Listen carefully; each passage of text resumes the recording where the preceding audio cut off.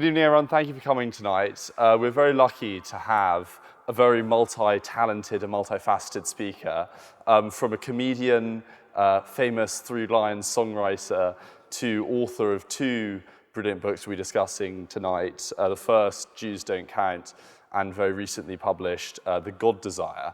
But also, incredibly excitingly, if you're interested by the literature pursuits of our speaker, he just informed me that as of October, he'll be taking up a role as a visiting professor in creative media at Oxford. So lots of things to be excited for. So please welcome Mr. David Baddiel.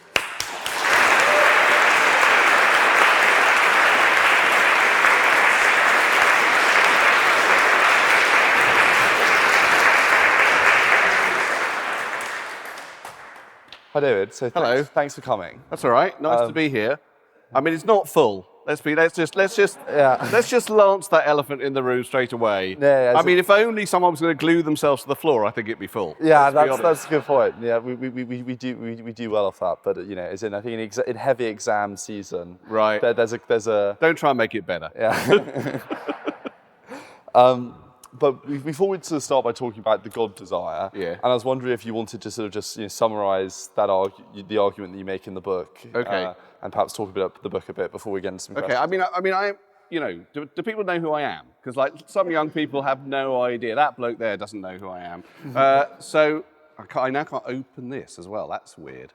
Like, can you do this, mate? Yeah, I'll try. I know this is one of Matthew's last things as president of the union, and I may just be about to kill him by busting an artery. Oh, you've done it. Thank you very much. So for people who don't know, because I feel like other people, I have a sort of honesty urge, right? So that's why I instantly had to say, there's not many people here, and talk about it. And so rather than most people who might be like, I really don't want to deal with the fact that there might be, I'm just going to say, there aren't people who know who I am. I'm a writer and comedian. I've been going for really a long time. But most recently, I've sort of veered into talking about quite serious subjects. Notably, I wrote a book called Jews Don't Count, which is an essay book about the downgrading of Jews and anti-Semitism within the identity politics conversation. So within specifically the kind of progressive conversation about many, many types of minority, it seemed to me that anti-Semitism was sort of low down in the mix of that conversation. And so I wrote an essay book about that because I was asked to write an essay book by the Times History Supplement. And then I did a documentary about it as well, which you can still see on All 4. It's on Channel 4 at the moment. And if you don't know who I am, you might want to watch it because David Schwimmer of Friends is in it, and Sarah Silverman, and loads of other interesting people. Meanwhile, this book, after this book came out, I was asked to write another essay book. And there's a brilliant thing, actually, about writing essay books, which is they are short. And people think they're proper books, but really they're long essays, and you'll know about essays. And so that's good. But people on Twitter do say to me, I read your book in one sitting. Like, that's good, but it's really fucking short. So that's not that much of an achievement. However, this one, and someone did just ask me this in the sort of slightly weird pre-meeting that I had just up there, with about the same amount of people, to be honest with you. Like, there's only about 10 more people in this room, but nonetheless, they asked me like why I wrote a book about that, and I guess it's because what I'm trying to do with these books is focus on something that feels personal to me, but within a much bigger issue.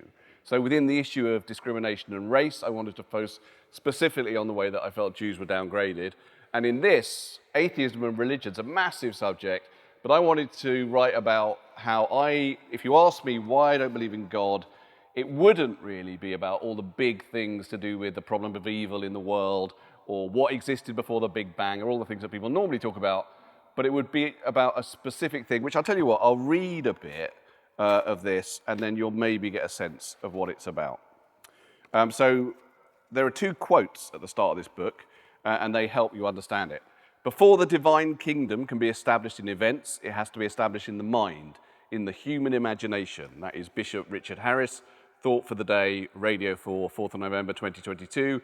And we cherish the illusion that exalts us more than a host of baser truths. That's Pushkin. So on page 5, I say, when you write a book, you spend a fair bit of time thinking about the epigraph. In truth, it's probably procrastination. Writing a book is hard, whereas decorating a book, choosing a cover, blurbs, epigrams, is not, comparatively. I chose 2 quotes, which you may have just read. I like those 2. They are, I think, apposite. But the one I really wanted to use was this. A close friend once said to me, "But don't you want to believe in God?" I said, yes, desperately. That's why I know he doesn't exist. It's the opening sentence of The Belief System, a book by an atheist thinker, Virginia Brooke.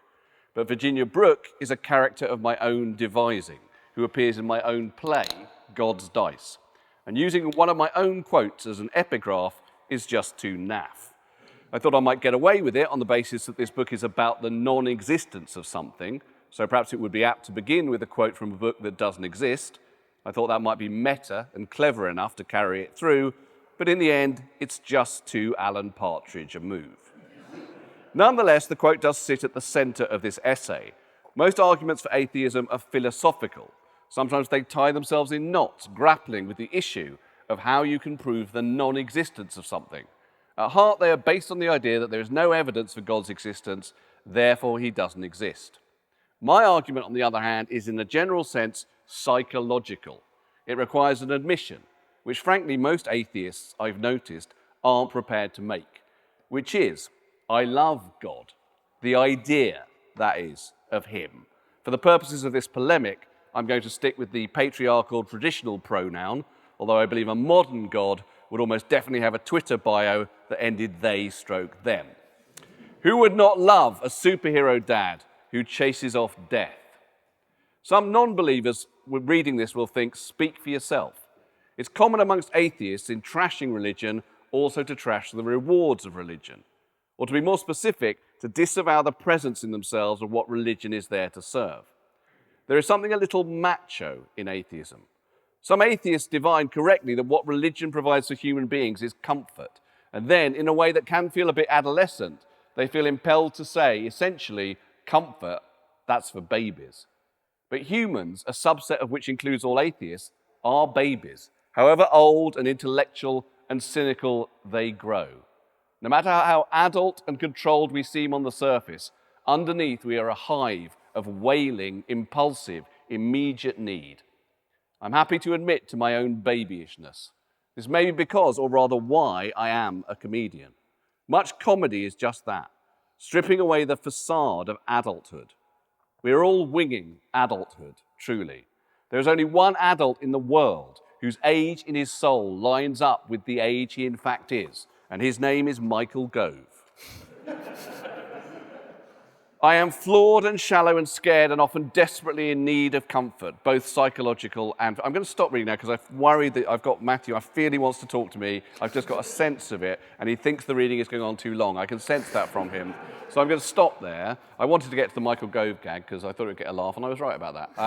But here, the point about the book is that I perceive the need for God to come from a very, very deep sense of fear of mortality, a fear of meaningless, a fear of chaos, a sense that you want your life to be witnessed in some way, and you want there to be justice in the world. Everyone wants those things, and those things don't exist. So we have to create them. We have to create a way in which they exist. And we do this in various ways, not just through the religious God, in loads and loads of different ways. But at heart, the creation of those legends comes from a desire in a way for life to make sense, in a way that I don't believe it doesn't. And that's why I'm an atheist, because I think it's all wish fulfillment.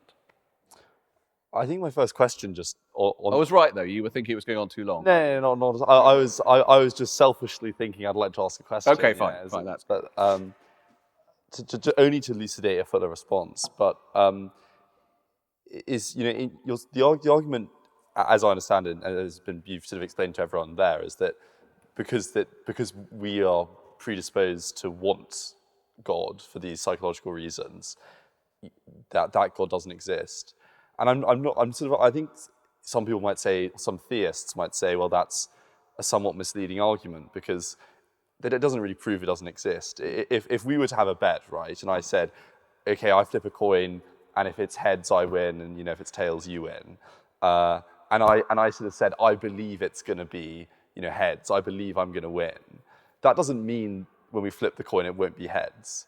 But perhaps my reason for believing in it is wrong. But that reason doesn't. Okay, so what you're saying here, disprove that doesn't show it's logically impossible for it to be heads. And I just wonder if. I'm just going to have to stop you because, there are people who say something straightforward about my argument, and you're really not saying it, right? You're saying something else that I've never heard and don't quite understand. Okay, so fine. could I frame your question, do you mind, in a different way? So what people normally say is, but saying that you want something to exist doesn't mean it doesn't. Yes. Right? So by that notion, and I do talk about this in the book, obviously we can want to be rich, and sometimes you do get rich. You can want to have sex, and sometimes you have sex, and you want food, and food happens. So the wish itself is not enough. But all those things, there is existential, evidential reason, to believe that they exist. And the need for them to exist, the desire to have them, is not, in fact, what proves that they exist. What proves they exist is that you pick up a sandwich, that I drink this water. Right? The desire is sort of irrelevant to the actual existence of it. Whereas with God, for which there is no evidence whatsoever, there is just really the desire. Sure. So it's like a crime for which there is no evidence, only motivation. Yeah. And if there is a motivation that big and reproduced across cultures in many different ways for hundreds and hundreds of years, you have to start asking at some point, okay, is it deep wired into the human psyche to want there to be a way to outsmart death, which I think is right at the heart of it. That we all have that desire, so surely we've generated it. It's not an absolute proof. It's not meant to be. I actually think an absolute proof of the existence or non-existence of God is a complete waste of time. No, I completely agree, and I'd say, likewise, sort of religious apologetic arguments for God. No one sits down, reads Anselm's ontological argument or something like that, and then says, "That's why I believe in God." It's really just. I just think no one sits down and reads Anselm's ontological argument. That's I certainly haven't. Well, or other sort of. No, actually, that is correct. That is correct. That it's all sort of irrelevant. It's really just you either believe in it or you don't. Is that fair? Yeah. Although this book's been actually quite nicely reviewed, but I got one really terrible review, and obviously anyone who writes something will know that that's the one that sticks in your mind. From the Daily Telegraph, from Tim Stanley, I can remember his name, in the Daily Telegraph. And although he did say it was funny, so that's all I really want. But he said at one point that I make the extraordinary claim, he calls it an extraordinary claim, that there's no point in using logic and reason to try and argue for and against the existence of God, because God is beyond logic and reason. And he says that's extraordinary. And I'd like to see David Baddiel say that, he says, to Aristotle and Aquinas and David Locke and Thomas, whoever else it is. He mentions about 70 philosophers to show that he's read them. That's really what he's doing there. So the point is that it's not an extraordinary claim. Because, Frank Skinner, who is a close friend of mine who I've worked with a lot, is a devout Catholic. There's quite a long story in the book about how the first time I met Frank, he was very, very worried about being divorced. Because if you're Catholic and divorced, you are committing a sin. It's adultery. And as a result, he couldn't get absolution from his priest. He couldn't take communion. And he was telling me all this the first time I had a long journey with him. And at the end of it, I said, why are you bothered about this? And he said, no, you don't understand. I think I will burn in hellfire because of this. And I'd really never heard anyone say anything like that, because I don't live in 1603. But it was sort of amazing, and actually it sort of cemented our friendship. Because unlike the way social media tries to teach us to behave, which is if someone thinks differently from you, you should have nothing to do with them, I thought that makes him more interesting. This bloke is more interesting now to me than he was before. But the reason I bring it up is that he also said something which isn't in the book. He once said something to me, which is he can't argue with me about God. What he can tell me is that when he does take communion, which he's now able to do because he got his marriage annulled by the Pope, for Christ's sake. Can you believe it? He did. Because when he takes communion and the wafer, whatever, goes in his mouth, he feels God. He feels God to be there. And I think that is a good reason to believe in God. It's not a logical one, obviously, but if you are going to believe in God, that's the only reason to believe in it, that you feel it. Sure. And so you do think that, whether or not you don't need to believe in God yourself, because that's my sort of immediate view is that lots of people have religious experiences and things which might derive from this desire. Do you think when Frank Skinner feels God, it is going back to that desire, or do you think that there can be some kind of feeling of God separate from this sort of desire to trick death? Well, I don't think it's just. I think it's more complex than just tricking death. I think it becomes very much about identity. So I talk a lot in the book about what it means to be a Jewish atheist, right? And to be a Jewish atheist sounds to some people like a contradiction, but it's not a contradiction, because I am deeply culturally Jewish. I am also deeply aware of anti-Semitism. My mother was born in Nazi Germany. Most of my family on that side were murdered. As such, it is impossible not to identify as a Jew, because apart from anything, if you're put on cattle trucks, you don't have a choice. So what that means is that I in my bones, am part of a culture that is associated with religion. And so there's a bit in the book where I talk about hearing Kaddish, which is the prayer for the dead, at the funeral of a friend of mine whose son died very young. And if you read the prayer for the dead, the Hebrew prayer for the dead in English, it's really boring. It's just the same as all prayer. It just goes on and on and on about how great God is. But if you hear it in Hebrew, Yit Kadal V'Yit Kadash Shemei Rabbah, over again, it has a sonic pain in it that stretches back centuries. You feel it. You feel it as part of that culture, centuries of tradition and survival and defiance wrapped up in the pure sound of that prayer. Now, similarly, when Frank puts the communion wave in his mouth, that is probably what he's feeling. He's probably feeling something similar. Frank, as it happens, won't celebrate Fireworks Day because Guy Fawkes, for him, is the first Catholic martyr. Now, that's really interesting, I think, because Catholics are indeed, or have been historically, a persecuted minority in England. So I think that's part of feeling God. Nothing to do with a supernatural being, it's history.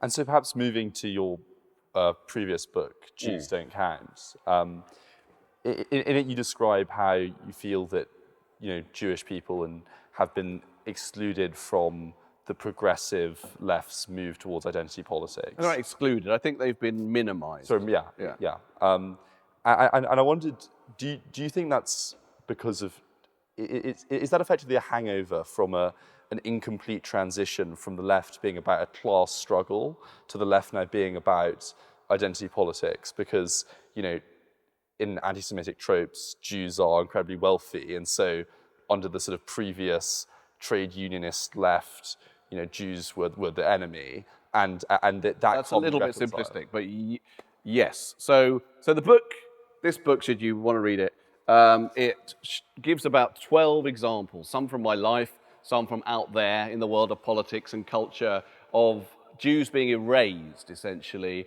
as an important issue, often by the guardians of what you would call concern about race and discrimination and offence and all that stuff, that Jews, there's sort of like no sense that Jews matter within that. And then the rest of the book asks why that is, and you are pointing to it, which is that the sort of principal reason, there are many reasons, but the principal reason is there's a racist myth about Jews, which only really applies to Jews.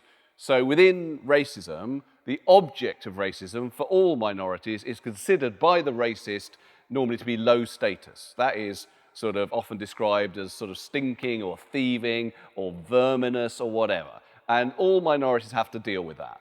But only Jews who get that also get the other thing, which is that they're described as high status. That is rich, powerful, privileged, secretly in control of the world. And that makes a very specific type of racism against Jews, which is it comes from the right and left. And what you see very much at the moment is a sense of like this need, the conspiratorial need often, to fight back, to punch up in the racist mind against what they think of as secret control. So, for example, when Kanye became intensely racist about Jews, the way that was expressed, and you could tell in his mind, was not as racism, but as him fighting back against these Jews who control the music industry, who won't let him speak. All the stuff that he suggested that was sort of power. And at heart, modern politics is very much about very simplistic notions of power, about who has the power and who doesn't have the power. And on Twitter, for example, there's a rush to support the powerless, right? And sometimes that's good. Sometimes that's important and helpful and good and leads to important types of social movement. However, it is very uncomplex. And in a very uncomplex world, you imagine all the time, Jews cannot be considered to be in the category of the powerless. And people do think that. I bet people here would not think of Jews as vulnerable. But I said about 5 minutes ago that my entire family on my mother's side was murdered. So that's a contradiction, isn't it? Yeah. And particularly with regards to, I think one of the the most prevalent ways that you talk about in the book and have also done since writing the book is sort of casual analogies to the Holocaust and Germany. And I just wondered, what are your thoughts on Gary Lineker's comments about Suella Braverman's and sort of conservative rhetoric being akin to that of Nazi Germany? Well, I have discussed it. I've talked about it on Twitter, and also I was on Alistair Campbell and Rory Stewart's podcast, and they asked me about that. And Gary Lineker produces that podcast, so it was a bit complicated. And I like Gary Lineker very much, mainly because he scored for England in 1990 against Germany at a point in time where I thought that game was over. And actually, just that sense that Lineker had, sorry, I'm now talking about football, of being a bloke who you knew was going to score, except for one penalty against Brazil when he didn't, that's something you can always do with, especially if you support Chelsea. In terms of what he said was, the only issue I have with that, I agree with him completely, obviously, that Suella Braverman's policy towards refugees is inhumane and cruel and all those things. And is, verging towards, I would say, a type of thinking across Europe that is racist and populist and right-wing and all that stuff. However, there are specific historical issues with him saying it's similar to the rhetoric used in Nazi Germany. That's all. Like, the number one thing that's wrong with it is Suella Braverman is talking in her cruel and humane terms about immigrants trying to get into Britain. My mum and my grandparents, they were German citizens who within Germany were being violently discriminated against. I mean, my grandfather was in a concentration camp. He was in a concentration camp after Kristallnacht. Kristallnacht, I'm sure you do know, but was in 1938 when many, many Jewish shops were smashed. And in Königsberg, where they lived in East Prussia, the synagogue was burnt down. And my grandfather had to sweep up the rubble of the synagogue with the other Jews in the town. And then he was put in a concentration camp. Now, that is not happening to British citizens. That's not happening to British citizens. So it's an important difference. To draw similarities, you just need to be accurate. That's all. And so when we sort of think about the Holocaust and sort of study it, particularly historically, how do you think we balance the obvious historical exceptionalism of it with also a view that a lot of Jewish historians, people like Simon Sharma, want to portray it not as a discrete, extraordinary event, but as the result of a sort of continuous process of anti-Semitism? Where do you sit on that? No, he's right about that. I mean, I wrote a book about anti-Semitism, but as I say, I'm not a historian, and actually these books are like improvisations at some level. They're sort of, they're very serious at times, but they've always got jokes in them, and they come from stand-up. And so I'm not trying to cover the waterfront of everything, but one thing I didn't do was go and look simply at the Wikipedia entry for anti-Semitism. And if you do that, if you think it's just the Holocaust, it's an education. It's one of the longest Wikipedia entries there is. You're scrolling forever, and you discover that Jews have been exiled and violently discriminated against and killed and whatever in China, right? And all parts of Africa, in all over the world. It's sort of amazing that Jews exist at all. So I think the Holocaust was a summation, of that. But I also think the idea that that's it is a problem. Because I think what you get sometimes when you talk about anti-Semitism is a sense like, we dealt with that in our guilt, in our collective guilt around the Holocaust, as if like anti-Semitism's over now because we've learnt the lessons of 1939 to 45. And that really feels to me to be ahistorical in the extreme. Absolutely. And I think sort of what's all really interesting about your book is how you kind of almost redefine race and racism, at least from how it's not really a book about anti-Semitism so much. I think it's a book about racism. Yeah, that's correct. And one of the things you say is Jews are not white, and I was wondering if you could expand upon that quickly, because I thought that was sort of interesting. Okay. Well, so firstly, so there are certain things when I wrote the book that I thought were in the nursery slopes of what I was talking about, but then I realized that people don't realize that. So the number one thing that I realized that people didn't realize is that anti-Semitism is not religious intolerance. It's very, very little to do with religion. It's racism. And the reason it's racism is I am an atheist and the Gestapo would shoot me tomorrow. My great-uncle Arno, who died in the Warsaw Ghetto, not an observant Jew. And most of the people who went to their deaths were not observant Jews. And now, white supremacists marching in America with torches and chanting, "The Jews will not replace us." I don't think they'd ask me if I kept kosher before they set light to my house. They're not interested in that. What they think is Jews are an alien race. And the point about the whiteness of Jews that I'm trying to make with that is that Jews are what I call Schrodinger's whites. By which I mean, and I'm sure there are physicists who could explain Schrodinger's cat in this room better than me, by which I mean Jews are white or non-white depending on the observer. So for the far right, for centuries, and certainly for the Nazis, and certainly for white supremacists now in America, Jews are classified as non-white. Jews are classified as not part of the Aryan white races and therefore to be killed or discriminated or whatever. Meanwhile, for progressives, it seems to me that Jews are often seen as kind of super white, as like very rich and very powerful and very privileged. The mural that famously, I don't know if any of you remember this, but there was a mural that Jeremy Corbyn supported, which was of very rich men playing Monopoly on the backs of the world's poor. And it was complained about by Jewish people because the men were portrayed in a very caricatured, sort of evil, Jewish way. And when the artist fought back against that, he said, "Oh, I see my mural has been objected to by some old white Jewish folk." So there's a deliberate insertion of whiteness to Jews at a point in time where they are sort of upsetting the progressive, easy binary of sort of who's powerful and who's powerless, I would say. And so would you then say that our like kind of racial groupings are in themselves sort of racist, that the differences we have between white, non-white isn't really an objective one, but a sort of performative one based on whether we view a group to be discriminated against or a discriminator?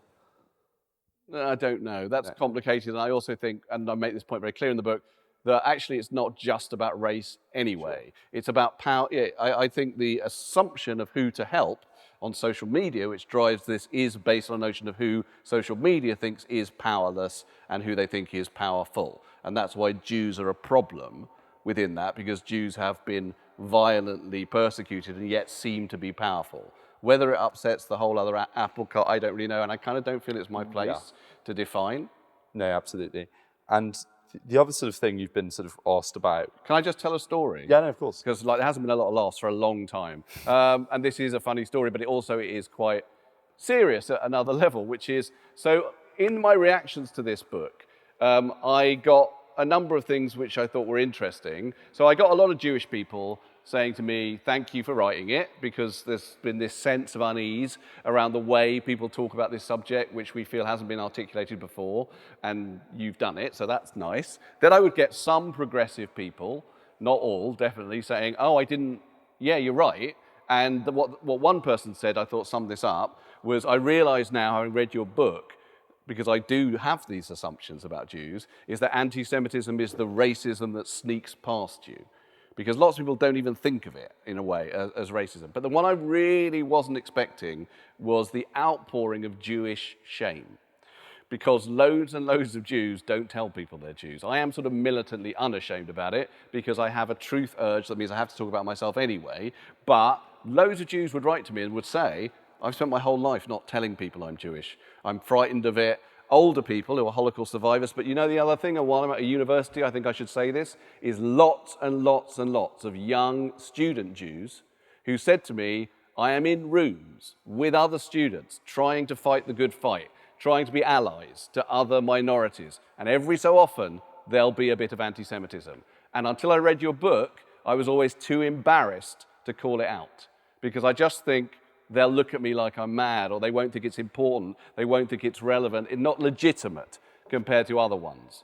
And now that they've read the book, they think they've got the tools to talk about it. But let me tell one funny story, which is one of the things I talked about was how on Friday Night Dinner, I don't know if you watched that show, the Channel 4 show, which is nominally about a Jewish family, none of them are played by Jews, right? None of them are played by Jews, except Tom Rosenthal plays one of the boys, and he's actually publicly renounced being Jewish. No other minority would do this. He's done an interview where he says, oh, no, the last real Jew in our family was 4 generations. He doesn't want to be Jewish, right?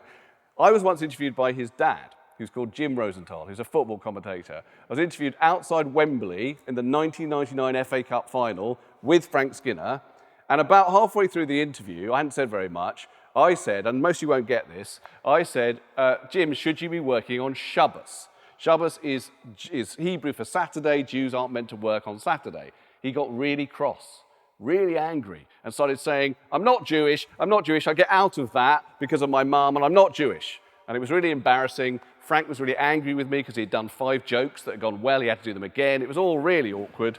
Anyway, cut to 2002, I'm in Japan for the World Cup. And I go down to the bottom of my hotel, and there's a sauna at the bottom of my hotel. I think, oh yeah, I'll try that. I go in, and there, naked, is Jim Rosenthal. And you know what? He fucking is Jewish. Sorry, I wanted to get, wanted to lighten the mood. Yeah, absolutely. I think just the final question before we move into the audience Q&A, where there might be some more opportunity for some laughs, is what role do you think that the very, particularly on social media, the very, aggressive anti-Israel stance, particularly amongst young people, has? And often, I think one of the definitions of anti-Semitism is conflating the actions of Israel with the Jewish people, but frequently that kind of, I think, happens on quite a large level. What role do you think that has? Well, that's a massive role. I mean, that's the sort of main way, really, in which, the active left managed to, think about anti-Semitism. But the problem is that, and I consider myself a non-Zionist, right? I don't really think about it that much either way. And the reason that I tend to bring that point to the fore, to some extent, is that the way in which you can see that something is wrong is that if I talk about anti-Semitism online, nothing to do with Israel, without fail, someone will say, what about Palestine? And I think, well, I wasn't talking about Israel. Why have you brought up Israel? And the reason that's a problem is that if a Muslim person wants to talk about Islamophobia in the UK, which is a real problem, a progressive person doesn't say to them, sorry, what about Iran? Can you tell me how you stand on human rights in Iran before we talk about that? Or Saudi Arabia, women aren't allowed to... No one says that to, not a progressive person, would never say that, and good, to a Muslim person. But to Jews, I promise you, the minute you bring up any form of anti-Semitism, they try to shut you down by saying, first of all, we have to know what you think about Israel. And to some extent, I don't give a fuck about Israel. I'm interested in anti-Semitism, and I'm interested in the way that anti-Zionism plays into that, but the actual country, it's 4,000 miles away. It's a foreign country. It's actually not very much to do with me. But that is something which both people on the left and some Jews find very difficult.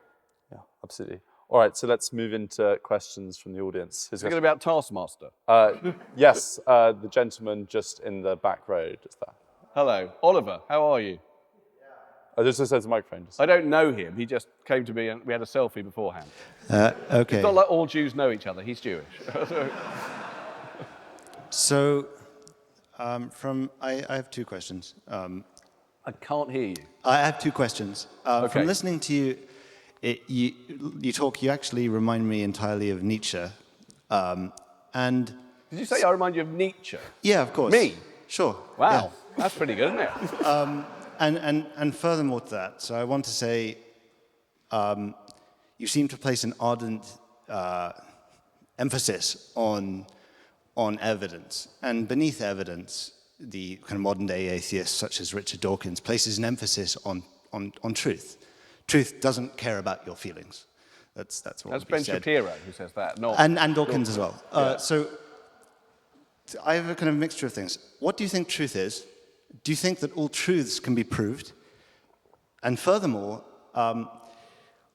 why do you host this event on a Friday night? Okay, so let's deal with that first. Why this is on a Friday night is a good question, I guess, because like Jews Shabbat, which I mentioned earlier, begins on Friday night. And theoretically, religious Jews therefore can't come. Oliver, you are here, so Hashem will be cross with you, I suppose, but you're doing all right. So, I mean, you asked a long question, he didn't strike you down. So I'm right, basically.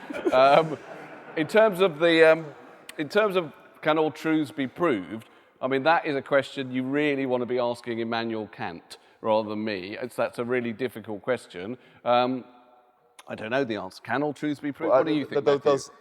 I don't think so. I think that actually truth by its definition can't be proven. Truth by its definition can't be proven. Yeah. Are you nuts?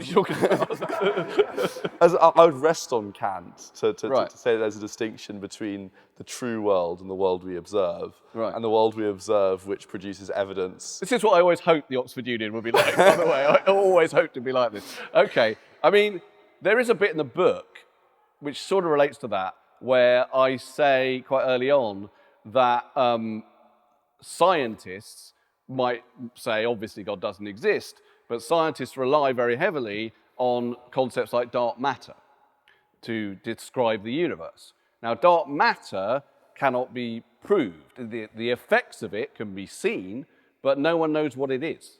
They just know that the universe, 94% of the universe is made up of dark matter, but scientists don't really know what it is.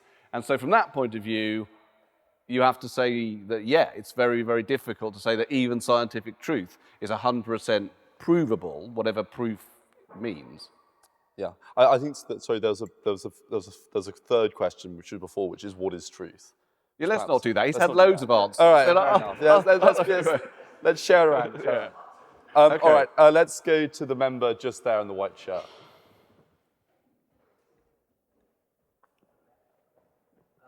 You talked about Gary Lineker's reference to the Holocaust while discussing the migrant crisis. And I think generally, when it comes to the Holocaust and anti-Semitism in general, there are quite a few sort of misunderstandings among sort of the laity about, what anti-Semitism is and the Holocaust, mainly partly because it's, so often referred to. What role does education play in redressing misconceptions about anti-Semitism, do you think? Well, a lot. I mean, education plays a role in all things that are not understood. And anti-Semitism is complicated. It's more complicated and elusive to describe what it is than other forms of discrimination, I think. It just happens to be that because of this sense of but Jews seem to be that, but yet they're this, and all that kind of stuff. So I think trying to explain it requires a certain amount of education. I mean, basically you can just read this, so I'd be happy with that. But, I mean, the Holocaust, there is a specific thing, which is, so it's very, very important, and I really am behind it and completely support it, that on Holocaust Memorial Day, now, I know you may know this, but the Holocaust of the Nazis against the Jews is not the only thing commemorated. So many other things are commemorated, Rwanda, Darfur, there's many other things that are commemorated and considered to be genocides. But there is a specificity to the Holocaust, and if any historian wants to contradict me, then they can. But this is what I think, is that I don't think there's any other genocide where a civilian population is systematically eradicated by an industrial state machine, not even in a situation of war. I know the war happened, but they were already systematically destroying Jews before that, and the war actually happened for other reasons. I don't think there's another example of that. All the other examples involve horrific and terrible genocides, and often with one group who are more powerful than another, and I'm not trying to minimize them. But I think it's important, again, to be accurate, and there does seem to be a specificity to the Holocaust that makes it unusual within history. Oh, sorry, any other questions? Yes, that man there. Although he has put his hand up every time. So, actually, can we have him and then we'll have you? Sorry. I feel bad to him. Yeah. Okay, so I want to ask about shame, specifically shame felt by Jews. So I, like you, am an atheist Jew. And when I was reading certain passages of Jews Don't Count, I felt a sort of paradox or disconnect with what you were saying about shame. So you mentioned a lot that Jews feel shame, perhaps about being Jewish, perhaps from people who are on the left, as you've described earlier this evening. But of course, you yourself don't seem to be ashamed at all. You said earlier, quite militant in describing yourself as Jewish. But you also contrast the shame that is felt, I think, by British Jewry with the behavior of American Jews, who you say are more outgoing and confident because that's on average how American culture has impacted them. And you also, in the book, contrast diaspora Jews with Israelis. And you say, or at least you quote, a character from one of your films saying that Israeli Jews are Jews without angst, without guilt, so not Jews at all. Exactly. Yeah. So what is this? Like, is this... Is your question, sorry, I'm just sorry, is your question, I talk about Jewish shame as if Jews are a monolith, but they're not? Is that your point? No, not really. It's more like, is this intrinsic to being Jewish? Do you necessarily... Is this something sort of permanently ingrained in Jewish culture, you think, that we have to, not necessarily that we have to maintain, but that will be maintained? And is it necessarily a good thing or a bad thing? Okay, so in terms of Jewish shame, yeah, it's probably my experience in terms of people writing to me in the UK, like a big outpouring of that, and you're right. It is different in America, where there is a more powerful Jewish community and a more culturally empowered Jewish community, because they, unlike us, there's one sitcom that I managed to mention which doesn't even really proclaim its Jewishness, whereas in America, you know, Seinfeld and Larry David and all these things, you know, have really been powerful within American culture. So you're right that it's different with different people, but I would say that I think a history of persecution is always going to be a bit tied to shame. And actually, if I could mention something which isn't in the God Desire, but I kind of wish was, because I think it's interesting, is that I talk in that about how, as far as I'm aware, there is no afterlife in Judaism, in Orthodox Judaism. Now, I might have got that wrong, because a rabbi came up to me in Brent Cross the other day and said, yes, there is, which is one of the most Jewish things that's ever happened to anyone. But I don't think there is, right? And here's the thing. If you are an Orthodox Jew, there are 613 mitzvot. And mitzvot are things you're meant to do to observe God. Oliver could probably help me with some of them. And most of them are okay. They're things like thou shalt not kill is a mitzvot. But then there's lots of other ones, like you're not supposed to turn the light on Shabbos. You're not meant to eat this. You're meant to say this before you eat that. You're meant to wind something around your wrist and around your head. And what it seems to me is like a religion that is kind of like OCD. Like, it's an anxiety-based religion.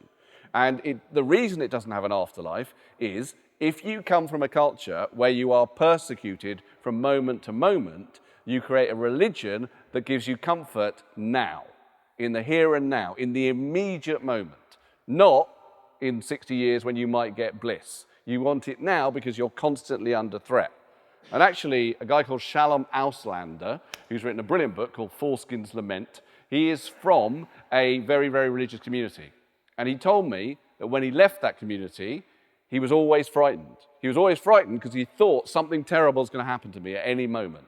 And he realized then that all these rituals had been psychologically protecting him from that anxiety.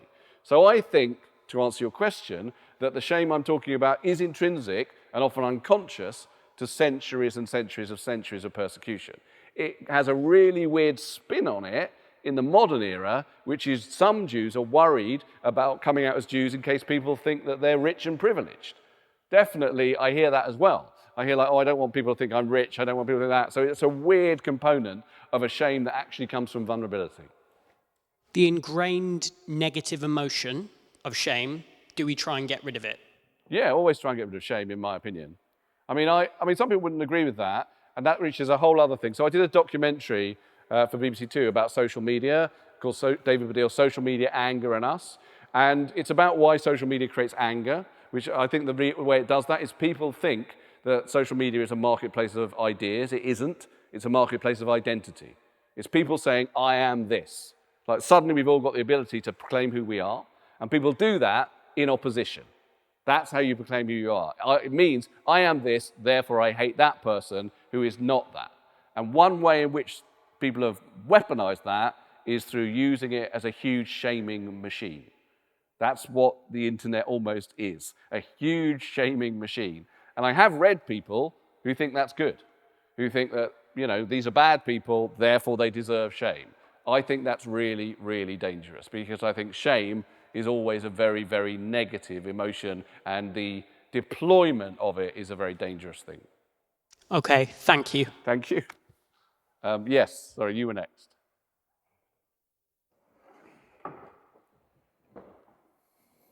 So, if your argument about, if you like, the origin of religion is it comes from a human need for comfort, do you have an opinion on what is more important to give people, comfort or objective truth? And I ask it actually quite specifically about education, because it seems to me we have a choice as a nation whether to put particularly our young children through an education system that kind of indoctrinates them with a religion which is often tied to a primary school.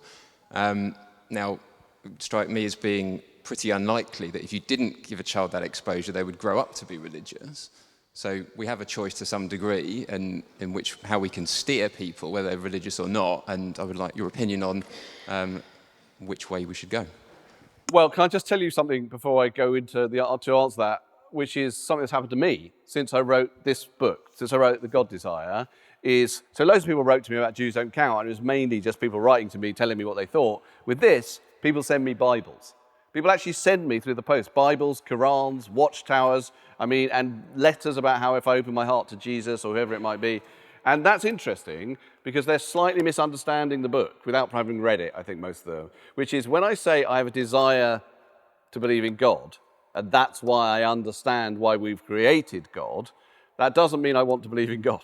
It might sound like it, but it doesn't. And I was in New York recently talking about Jews Don't Count, but then I spoke to this woman who's an Orthodox Jew, and she'd heard about it, again, hadn't read it, and said, I can show you scripture, Torah, Talmud, that will bring you, if you want, because you've said this, to God. And what I ended up saying to her, and I felt slightly bad saying it, but I said, no, I think you don't understand. The God desire is what makes me know, and the fact that I feel it makes me know there is no God. And I am much, much more comfortable, not happier, comfortable, more true to myself in that desolate truth than I would be in a happy fantasy, which is how I would feel it if I was to suddenly believe in God. Now, in terms of what we teach children, I went to a faith school. I went to a very religious Jewish school. Whether or not I came away even with a clear understanding of God, I don't know, because it's so fucked up, Orthodox Judaism. You don't even really understand what God is. In the Bible, in the Old Testament, he's a kind of cantankerous mist, and you're frightened of him, and so you don't have a sense of, whereas with Christianity, it's much, much more user-friendly. Like Jesus is like a fantastic superhero, basically. He's a man who is a god. That's a brilliant, brilliant idea. And I talk in the book how it's like a Hollywood idea. Can I contest that a little bit? Pardon? Can I contest that a little bit? Yeah. Are you a Christian or not a Christian? No. So I'm now an atheist. I'm right. Considerably older, I guess, than most people here. 20 years ago, I was a student here. But I had a Christian schooling through primary and secondary education. It wasn't until I came to university and actually read The God Delusion that I felt the courage, if you like, to embrace atheism and not feel guilty about not believing in God, not believing I was a sinner. So my experience of Christian education was that guilt was a big part of it. Now I can't pretend that it's equivalent to your experience, but I would contest. No, I'm not. I don't think you misunderstand me a little bit. When I say it's a brilliant idea, I don't mean I think it's great in a kind of moral sense. What I mean is I think it's brilliantly attractive. It's commercial, is what I mean. Why is Christianity so much more successful than Judaism and just a very successful religion? It was the first religion to create the idea of a divine man. And that is what a superhero is, right? And that's why it's powerful. I'm not saying, therefore, I approve of it. I'm sort of not really saying I approve or don't, but I'm just saying I'm examining why it works better than Judaism, which it really does. In terms of faith schools, I mean, I don't know really. I mean, I do intellectually agree with you completely that there's a type of indoctrination going on there, and it also is just a bit weird and discriminatory as well. Like, I mean, in terms of it being discriminatory, at one point we couldn't get one of our kids into the state school that we wanted to get them into in our area. It was really difficult, and there was a Catholic school round the corner, and we thought, oh well, maybe that would be all right because my wife is Catholic, and she rang up the school, and when they basically found out it was me, King Jew, they literally said, yeah, good luck with that, and put the phone down. I mean, not entirely, but it was a bit like that. And then you just think, well, that is weird. How is this not discriminatory that we're not allowed to do this, not allowed to put our kids in this school? So I sort of agree with you, but I don't know, I sort of don't want to take away community stuff either. So I think it's complex. We have time for a few more questions. Is a woman going to ask me a question? No. Okay. Oh, you want to? Sorry, this is it on the menu. Can I be cheeky and get a quick question in before we go down there? Sure. So I'm really keen to know where you think the interplay between comedy and your more philosophical and intellectual books that you've put out now. Yeah. Where do you find that balance? And are we going to see more of this in any future work you have in the realm of comedy?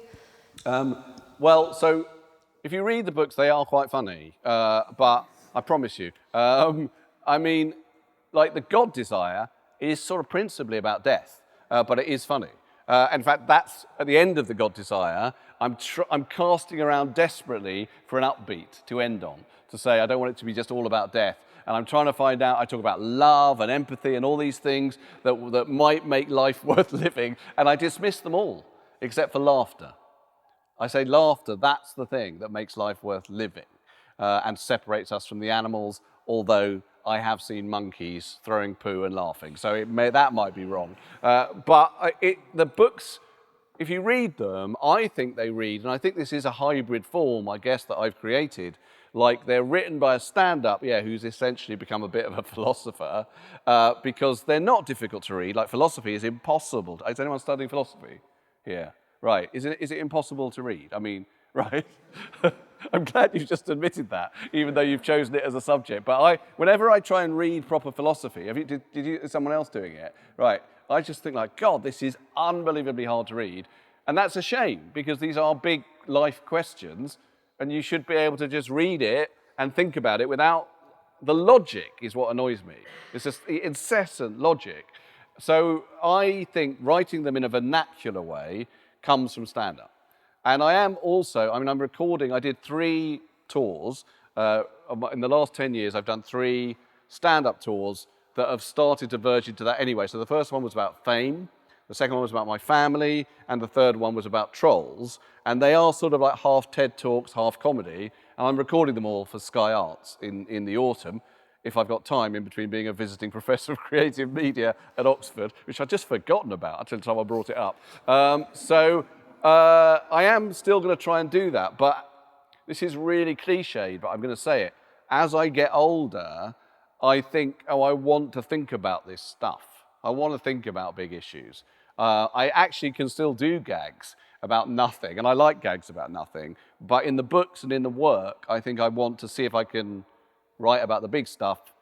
One thing I do think, to really answer your question, is I can't stand it, the idea that because I might do a joke in the middle of this, that somehow that loses the credibility of the intellectual argument. That's absolute nonsense. But I see that, I don't want to bring it up again, but the Telegraph review, it was almost like it was saying the book is very funny as a criticism. And you kind of think like, well, that's mad. That's mad, because it being funny is what helps it be readable, and I want it to be readable. Do we have time for one more question? One more question. The member, would you like to ask a question? Yes. I could probably talk to you for the day. You can. I really enjoyed your podcast, David Baddiel Tries to Understand. Thank you. Absolutely brilliant. Thank you. I just wondered what was hardest to understand, electricity or the Kardashian? Yeah. So that's something I did for the BBC. It was a show I did for the BBC. It still exists online. The BBC presently won't let me do it as my own podcast because they still own it, even though they haven't done a new series. So that's quite hard to understand. So I chose the way I did it was I had to feel like I am interested in trying to understand this. But the way I did it was I went on Twitter, we'd record this, and I would just say to my followers, what don't you understand? And I would always get annoying things like men would incessantly say women and think that was funny, and that really always pissed me off.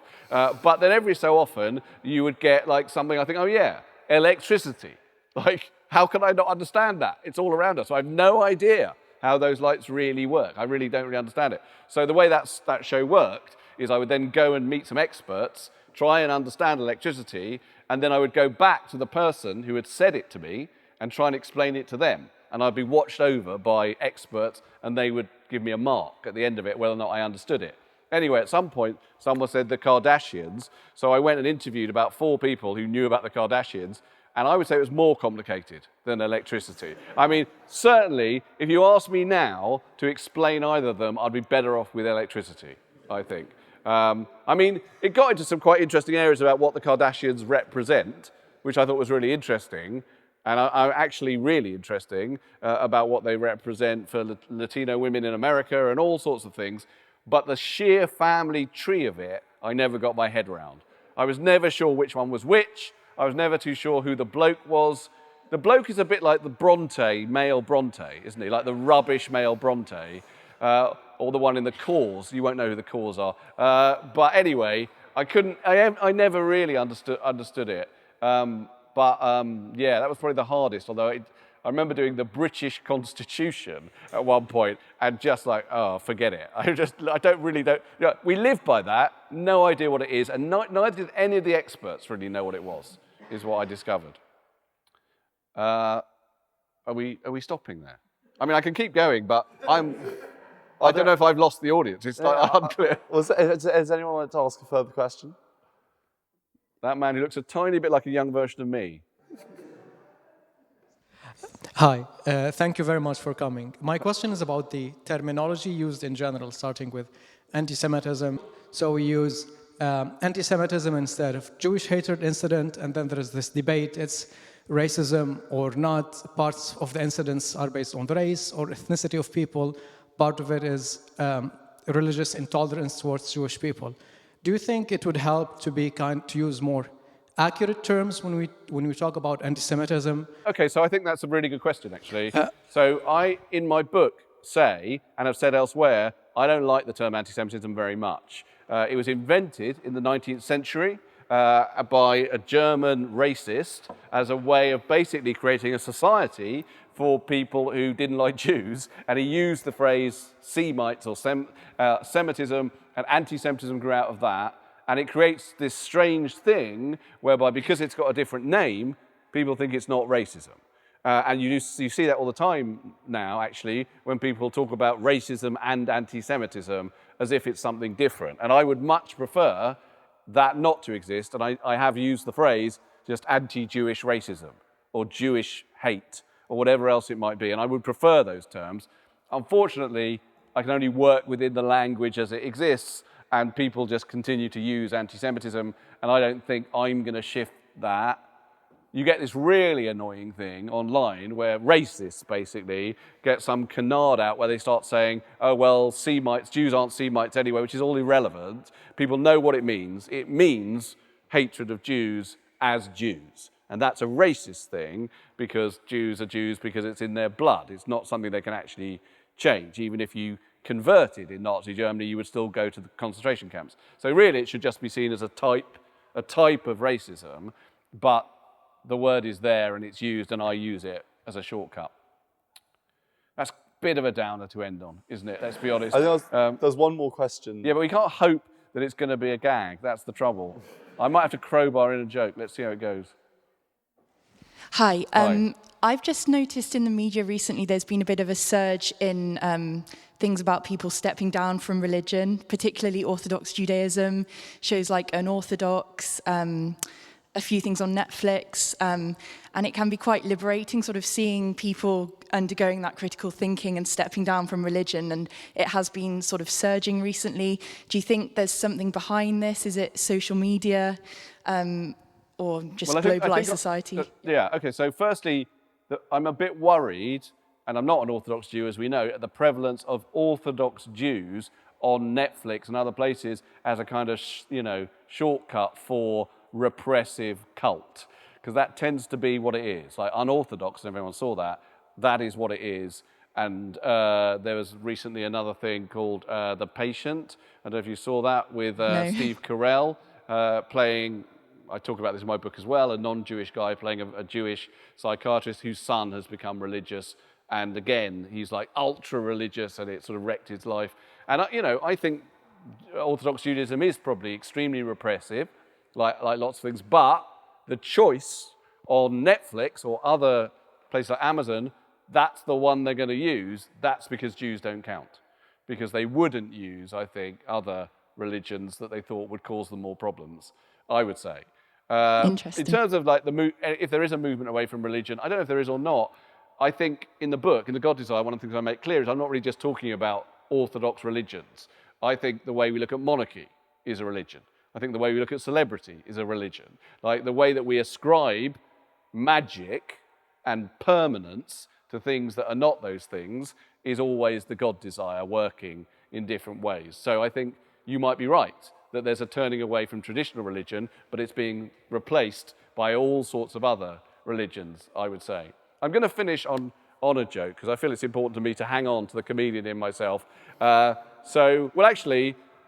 thing we can talk about is I still do occasionally quite a lot of Jewish jokes, but they themselves have now been changed by my own sense of is this okay, within the way that I now talk about anti-Semitism. So for example, a joke I was really happy with, I wrote when I was younger, was this one about how it's a true thing that a friend of mine is half Jewish and half Buddhist, right? Half Jewish and half Buddhist. And I said, this is someone clearly who believes you should throw away your material possessions but still keep the receipts.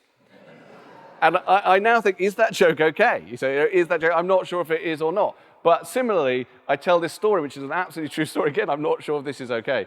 But at my Orthodox Jewish primary school, it was a very Jewish place. And you could tell how Jewish it was because I had one line in the school play, and it was, well, Rabbi, you certainly do drive a hard bargain, which, just plays into all sorts of terrible, terrible stereotypes, right?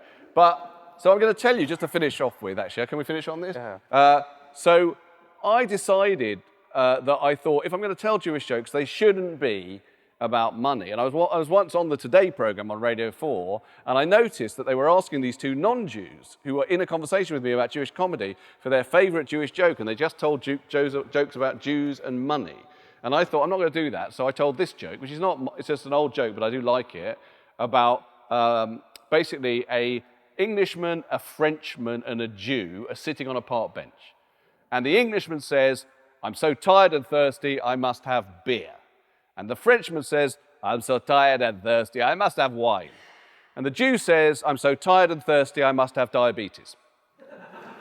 And what I like about that joke is, I think it points to something real about Jewish experience, but not malign.